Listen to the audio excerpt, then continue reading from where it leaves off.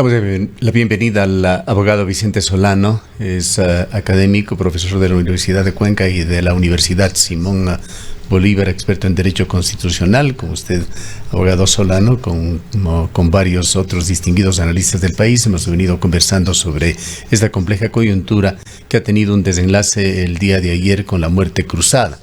Hay lecturas y lecturas que se dan sobre este interín que nos llevará hacia un nuevo gobierno legislativo y ejecutivo. Diario El Universo toma la faceta positiva de estos temas. Señala en su editorial del día de hoy: en el escenario del juicio político, el decreto aceleró el desenlace, se refiere al desenlace de la conflictividad política, sin que violente normas legales, pero se puede acceder al mecanismo que anunció el Partido Social Cristiano de demandar la inconstitucionalidad. A esto se suman asambleas para tomar las acciones. Señala El Universo que en todo caso este día queda grabado en la historia de Ecuador como la fecha en que por primera vez se utiliza la figura de la muerte cruzada establecida en la Constitución. Como en todas las decisiones políticas, habrá efectos para la ciudadanía. Rescata lo positivo de esto, señalando que es una transición pacífica en medio de la crisis política y que ahora es responsabilidad del presidente y las agrupaciones partidistas y socialistas el nuevo destino que se tome. Quisiéramos conocer en qué medida coincide usted con El Universo de que se trata de una transición pacífica en medio de una intensa crisis política que ha vivido Ecuador, y analicemos también qué es lo que va a suceder en los próximos meses. Bienvenido. Muy buenos días, Gustavo. Muchísimas gracias por la invitación. En este caso también a todos quienes nos oyen y nos escuchan. Rosana también, muy buenos días. Bien, en efecto, me parece que sobre todo en la última parte coincido totalmente con lo que señala Diario El Universo, ¿no? Me parece que la salida, en este caso institucional, que tiene que ver con el mecanismo de la muerte cruzada, aunque efectivamente es un mecanismo un poco radical, inclusive creo que muchos de los compañeros y compañeras constitucionalistas en el país no estamos probablemente de acuerdo con la existencia de este mecanismo dentro de la Constitución ecuatoriana por no ser propia del régimen, en este caso presidencialista, sino más bien de un régimen parlamentario.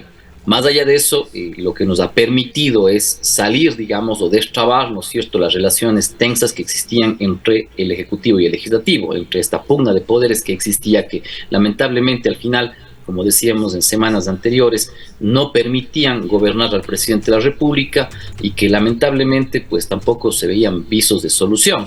Y probablemente una de las salidas principales que tenía el Ejecutivo era justamente la muerte cruzada. Recordemos que, como usted bien ha dicho, estimado Gustavo, esta es la primera vez que se aplica la muerte cruzada. En algún momento también el propio expresidente de la República, Rafael Correa, si no recuerdo mal, justamente antes del 30 de septiembre, también había planteado la posibilidad de la muerte cruzada.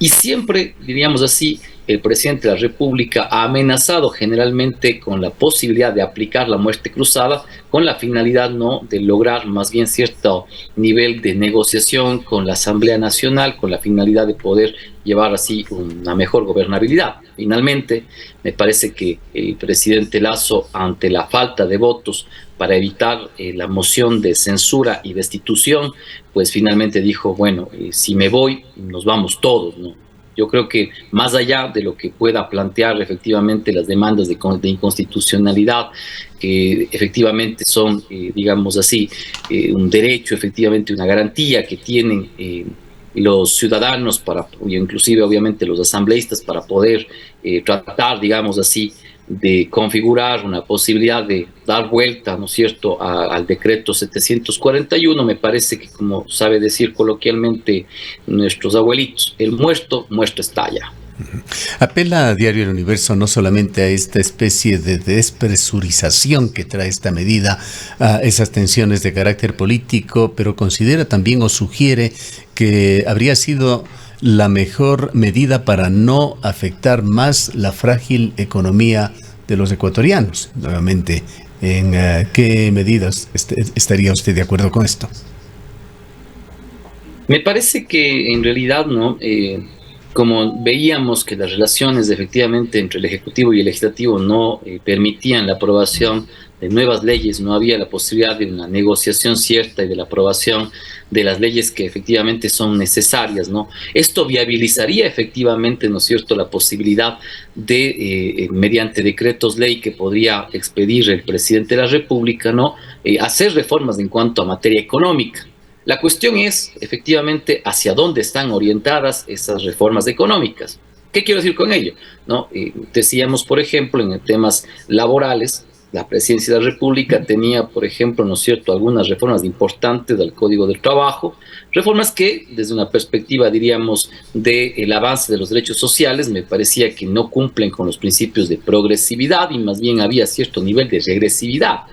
Sin embargo, no, me parece que esto le va a permitir al Ejecutivo cierto mayor ámbito de discrecionalidad en cuanto a poder reenviar estos decretos ley, que al final de cuentas, me parece, como digo, viabilizarían la posibilidad de tener reformas en la materia económica. Por lo tanto, diríamos que, en efecto, se podría viabilizar esas reformas. ¿Qué tanto realmente pueden ser buenas o malas? Dependerán justamente, ¿no es cierto?, de la visión económica y política que tiene el presidente de la República y quienes están todavía en el Ejecutivo. Yo creo que eso todavía no podríamos valorarlo, pero además tenemos que tener en cuenta, estimado Gustavo, también es que en realidad, ¿no?, la Corte Constitucional pues será un vigilante permanente de la constitucionalidad de estos decretos ley, pero al final de cuentas me parece que como está establecido el marco constitucional, ¿no?, las normas constitucionales, pues en efecto el presidente de la República tiene una mayor amplitud para poder establecer, digamos así, un marco económico distinto, ¿no? Ahora bien, hay que también estar claros de que eso puede generar, ¿no?, en algunos sectores sociales, sobre todo la posibilidad de una disconformidad, ¿no?, y lo cual podría ahondar, en cambio, el clima de inestabilidad que yo creo que se mantiene y que efectivamente puede también volver a presurizar, ¿no?, las relaciones políticas entre el Ejecutivo, digamos así, o entre el Estado, digamos así, y la sociedad civil. ¿Cómo ve este tiempo que se viene, este periodo de transición? ¿Cuáles serían los temas que hay que observar de cerca? Bien, por un lado, yo creo que son los actores políticos y los actores institucionales juegan un rol importante, ¿no? Yo creo que hay cuestiones interesantes que son las implicaciones de la aplicación de la muerte cruzada, pero que hay que tener mucho cuidado. Hay varias interrogantes que tenemos que discutir y que ciertamente, como decíamos, no es una cuestión tan sencilla, ¿no?, de poder resolver. Lo primero es, ¿no?, efectivamente, qué es lo que va a pasar justamente con la posibilidad de que el presidente Lasso emita estos decretos leyes que obviamente tienen el potencial, digamos, de impactar significativamente en la economía y en la política del país. Bueno o malo, puede ser muy compleja la situación que se puede dar si es que efectivamente hay regresividad de derechos, si es que efectivamente hay una restricción en la aplicación de derechos sociales. Eso puede generar efectivamente, ¿no es cierto?, como decíamos, una reacción, en este caso de los sectores sociales y populares, ¿no?, y que efectivamente pueden generar un clima de inestabilidad, ¿no? Por lo tanto, además, recordemos que estos decretos ley, ¿no?, están sujetos a la posterior aprobación o derogación, ¿no es cierto?, de la nueva Asamblea Nacional que se instalaría luego de los 45 días, de los 90 días que efectivamente tiene para realizarse las elecciones. Entonces, obviamente, esto implica, ¿no?, un tema que ya teníamos y que mantenemos, el equilibrio de poderes, pero además, ¿no?, esa posible falta de rendición de cuentas que tendría pues el presidente frente a la posibilidad de establecer estos decretos ley. En la segunda parte, como decíamos, es importante también el rol de la Corte Constitucional, ¿no? Lo primero es que hay que dejar claro, ¿no?, el tema sobre si es que debe o no pronunciarse la Corte Constitucional sobre el decreto de la disolución de la Asamblea Nacional. Claramente la Constitución señala de que solamente en el caso de arrogación de funciones por parte de la Asamblea, ¿no es cierto?, es pertinente un dictamen, ¿no es cierto?, por parte de la Corte. Por lo tanto, en los casos de esta obstrucción injustificada del Plan Nacional de Desarrollo o de la grave crisis política y conmoción interna, no se necesitaba efectivamente el pronunciamiento de la Corte. Evidentemente eso nos plantea algunas interrogantes también. Tiene que ver sobre la falta de control que exigiría, ¿no es cierto?, la Constitución y el riesgo efectivamente o de abuso de poder que tiene el Ejecutivo en esta situación. Pero que efectivamente eso fue planteado, ¿no es cierto?, en esta Constitución del 2008 y en la Constitución, como saben decir, en este caso ex constituyentes, sobre todo la Revolución Ciudadana, decían la Constitución de 300 años. Me parece que efectivamente fue configurada a sí mismo esta institución, ¿no?, para dar una potestad mucho más fuerte al presidente de la República, ¿no? Recordemos que el propio presidente Guillermo Lasso en algunas intervenciones antes de ser presidente decía: lo primero que vamos a hacer es reformar justamente la Constitución para limitar los poderes del presidente de la República, que refuerzan, que básicamente, ¿no es cierto?, generan una especie de hiperpresidencialismo, ¿no es cierto?, en el Ecuador. Pues digamos, en este momento más bien el más beneficiado de esta situación es el propio presidente Guillermo Lasso. Ahora, otra implicación también compleja tiene que ver con las elecciones, ¿no? La convocatoria que se va a hacer en los próximos días, como lo ha señalado la presidenta del Consejo Nacional Electoral, Diana Tamain, implica una convocatoria bastante rápida de elecciones legislativas y presidenciales, que obviamente es necesario. Un proceso electoral, por llamarlo de alguna manera, muy comprimido. Exactamente, ¿no es cierto? Efectivamente, el Consejo Nacional Electoral tiene que llevar a cabo este proceso en 90 días posteriores a la convocatoria, lo cual efectivamente incluso dice el propio Código de la Democracia que incluso puede ser en un plazo menor, para acelerar obviamente, ¿no es cierto?, la renovación de los cargos y la restitución de la Asamblea Nacional. Pero preocupa realmente la posibilidad de que en este plazo, ¿no es cierto?, se pueda lograr cumplir, digamos, los parámetros mínimos. Aquí hay una pregunta clave, si me permite. ¿Qué pasa si por un tema de carácter práctico no se puede cumplir con ese calendario electoral y con esos plazos de 7 días, de 45 días, etcétera? ¿Hay algún grado de flexibilidad? Me parece que efectivamente no se establecen obviamente los plazos y términos conforme a lo que establece la Constitución, con la posibilidad obviamente, yo creo que de una apertura, porque realmente, como digo, obviamente se podrían generar, digamos, acciones efectivamente en la propia Corte Constitucional sobre si efectivamente se ha incumplido algún plazo o término, pero yo creo que lo principal es obviamente que haya la argumentación justificatoria, la motivación, en este caso, suficiente para que se pueda plantear que hubo en ciertos casos, ¿no es cierto?, efectivamente, ¿no?, la posibilidad de correr algunos días, ¿no? Claro, hay la otra figura que es importante mirarla desde la constitucionalidad o no de los actos que se den en el país, y es aquella que por lo menos nos han vendido, y usted lo ratificará si no es así, que dentro de un proceso electoral se convierte en muchos ámbitos en la primera autoridad del país, el Consejo Nacional Electoral. La pregunta iría en el sentido de qué atribuciones tendría el Consejo Nacional Electoral para imponer cierta flexibilidad en los cronogramas o en las formas en esta también muy particular elección. Sí, justamente me parece importante, Gustavo, que a lo que usted iba, ¿no?, y para responder a su pregunta, ¿no?, la cuestión es, lo primero, que efectivamente si estamos preparados para unas elecciones legislativas y presidenciales apenas, ¿no?, diríamos así, 90 días, digamos, después de haber terminado otras elecciones que tenían que ver con las elecciones seccionales de alcaldes, de concejales, de prefectos. Me parece que es difícil, yo creo que muy pocos partidos políticos tienen la posibilidad realmente, ¿no es cierto?, de tener candidatos, ¿no?, y efectivamente que tengan preparados adecuadamente sus campañas, sus propuestas. Y además, como usted bien decía, también recordemos que si es que en el caso de que no hay la posibilidad de que se consolide un binomio presidencial con más del 40%, ¿no es cierto?, y con un mínimo del 10% por encima del segundo, eso implicaría un balotaje, ¿no es cierto?, y por lo tanto tendríamos una segunda vuelta de 45 días. Pero además de ello, todos los problemas que pueden suceder justamente en la aplicación de un cronograma de este tipo.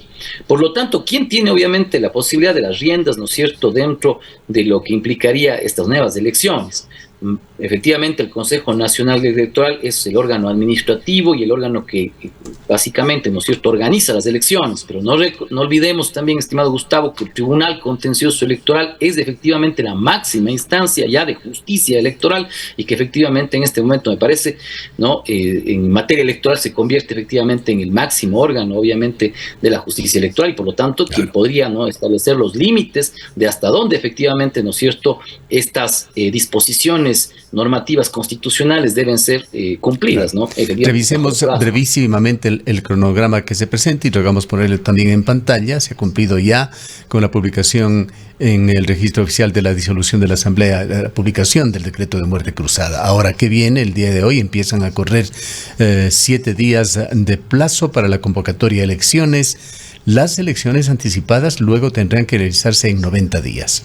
Una vez que hayan concluido, la proclamación de resultados se daría en 7 días. Una segunda vuelta, que probablemente habrá, será en 45 días más.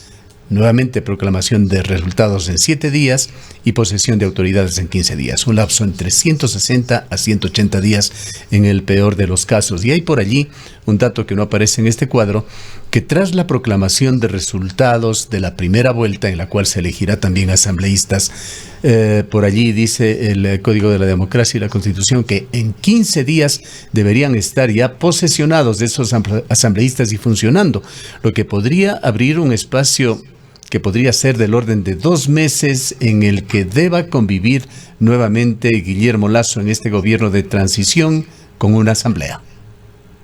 Efectivamente, ¿no es cierto? Y como usted bien lo ha indicado, estimado Gustavo, probablemente es lo que va a suceder, ¿no? Porque yo estoy casi seguro, podría decir, aunque siempre, obviamente, en nuestro Ecuador, como decía algún teórico también político en los días anteriores, decía, realmente la vida de un investigador académico en teoría política o derecho constitucional se puede, digamos, subdividir o dividir en 2 partes, ¿no? La una realmente en estar revisando y generando artículos de opinión o artículos académicos, y la segunda es ver la situación política de lo que pasa en Ecuador y Perú. Entonces, con esa situación realmente es complejo, ¿no? A veces asegurar la posibilidad, digamos, de que se generen distintos, podríamos decir, escenarios políticos, pero me parece que lo más probable es que tengamos una segunda vuelta electoral. Por lo tanto, ¿no es cierto? Entonces, no tendríamos que en la primera proclamación de resultados tengamos al nuevo presidente de la República y por lo tanto que inicie, ¿no es cierto?, funciones para este periodo respectivo, tanto la Asamblea como el presidente de la República, sino que tendríamos efectivamente la convivencia nuevamente del presidente Guillermo Lasso con la nueva Asamblea, ¿no? Y efectivamente esa nueva Asamblea pues tendrá obviamente como labor principal, me parece, en esos 45 60 días, igualmente, ¿no? Revisar justamente la aprobación o no de los decretos ley que el propio presidente en ese momento ha elaborado o en este caso ha emitido. No le voy a preguntar, pero queda entre todas estas situaciones tan curiosas que podrían darse eventualmente, ¿qué pasaría si con esa nueva asamblea Guillermo Lasso decreta otra muerte cruzada? Eso lo digo más. No es posible. No sería posible, estimado Gustavo. Imaginamos que no, claro. No sería posible porque lo que dice evidentemente la norma constitucional es que es por una sola vez. El presidente Guillermo Lasso ya activó la muerte cruzada y efectivamente pues ya no podría activarla nuevamente. Por una sola vez en sus 3 años de la muerte. Imposibilitado, ¿no es cierto?, de poder hacerlo, y ahí sí ya no podría, y efectivamente pues en este caso ese decreto carecería de toda validez jurídica, ¿no? Pero bueno, realmente vienen días vertiginosos en los que no sabemos si se va a poder cumplir realmente con ese calendario tan amplio en actividades, estricto en plazos y en muchos casos plazos muy cortos. En efecto, estimado Gustavo, lo más preocupante, como decíamos, es, bueno, quiénes ganan y quiénes pierden, ¿no? Yo creo que ya más allá del análisis jurídico, la cuestión es cómo se sitúan también las fuerzas políticas para enfrentar este proceso electoral. El presidente Guillermo Lasso, y hoy le escuchaba también al expresidente Rafael Correa, creo que escuchando sus intervenciones hay como resumir en 2 temas importantes. Uno, Guillermo Lasso ha señalado justamente que el principal fundamento que él tenía político para tratar, digamos, para expedir este decreto de disolución de la Asamblea Nacional es justamente la posibilidad de la vuelta al correísmo.